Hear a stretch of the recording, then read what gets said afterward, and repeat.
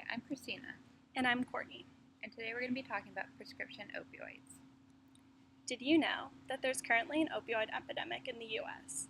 Over 60% of drug overdose deaths involve opioids, and they've quadrupled since 1999. 91 Americans die every day from it, and this trend follows the increase in prescribed opioids.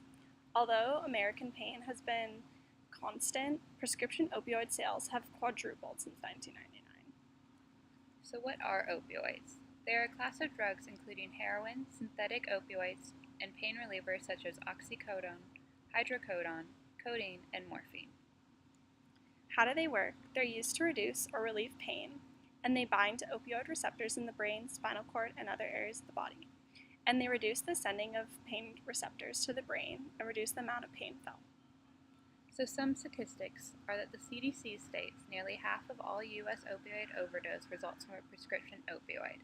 The overdose rates were most common in 25 to 54-year-olds and were more common in men than women. The most common drugs involved are methadone, oxycodone, and hydrocodone. The HHS states that $55 billion were spent in health and social costs related to opioid abuse every year. $20 billion were spent in emergency department and inpatient care for opioid poisoning. And on an average day in the U.S., 650,000 opioid prescriptions were filled, and every day almost 4,000 people started the use of them. How are they misused? It's taking a medication prescribed for someone else, taking higher amounts of it, using it in a different manner, or using it for other reasons than it was originally prescribed for.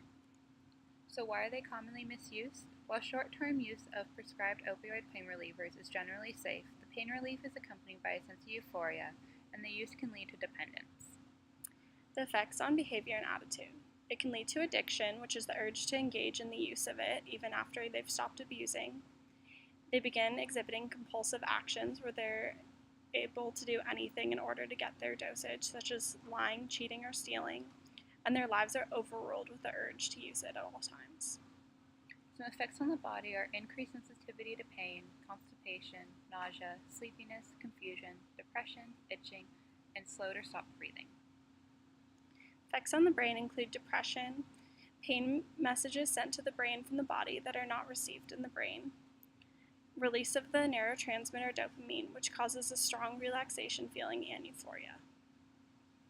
Some of the risk factors for use are obtaining prescriptions from multiple providers or pharmacies, taking high daily doses of the medication, having a mental illness or history of substance abuse, living in rural areas, or low income.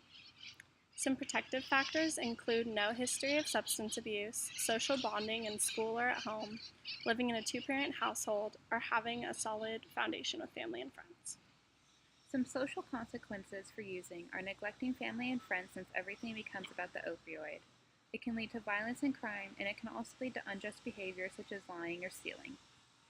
Personal consequences include financial hardships, addiction, withdrawal, overdose, disease, and emotional instabilities. So in conclusion, the NIH states about 80% of people who use heroin first misuse prescription opioids. Prescription opioids are a rising problem on their own, and now they are a problem for the increased usage of heroin. In order to stop the abuse of heroin, we first must stop the abuse of prescription opioids. And here's the references. Thank you.